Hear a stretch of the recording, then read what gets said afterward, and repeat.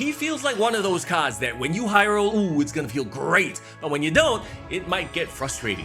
We'll talk about why in just a bit, but first, who is Infinity Ultron? Okay, we all know regular Ultron, right? No strings on me. In this what-if scenario, Ultron actually successfully transfers his consciousness into Vision's body and using the power of the Mind Stone, lays waste to humanity and defeats the Avengers. So, standing atop an empty New York City, a portal opens and out steps Thanos. Thanos, who's already collected the other 5 Infinity Stones and he's ready to take the Mind Stone from Ultron, and then this happens.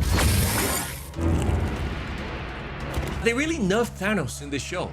Ultron collects all the Infinity Stones and creates the Infinity Armor for himself and proceeds to lay waste to the entire universe. But that wasn't enough for him because the combined powers of the Infinity Stones showed him the way into the multiverse, making him a multiversal threat. In the face of the multiverse's impending destruction at the hands of Infinity Ultron, the Watcher had to violate his oath of non-interference and assembled the Guardians of the Multiverse, who managed to eventually stop Ultron's multiversal rampage. In Marvel Snap, Infinity Ultron is a 5-energy, 6-power card with the ability, on reveal, add 2 of Ultron's stones to your hand. So there are 6 stones, but unlike Thanos, you only randomly get 2 in your hand when you play Infinity Ultron.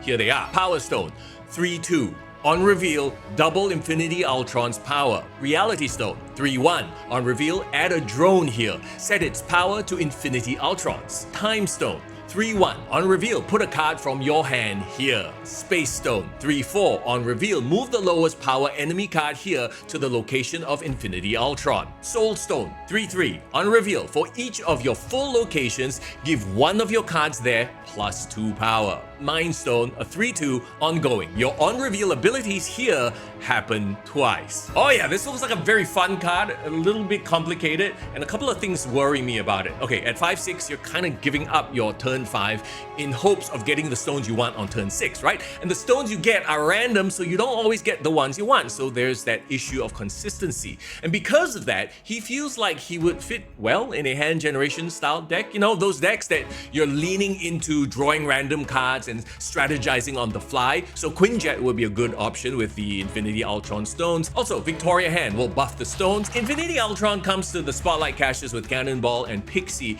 They're 2 cards that are fun but not essential, to be honest. So yeah, I'd lean towards spending tokens if you want to get Infinity Ultron. Hey, let me know how you would use Infinity Ultron in the comments. I mean, he's definitely a card that will require a ton of cooking because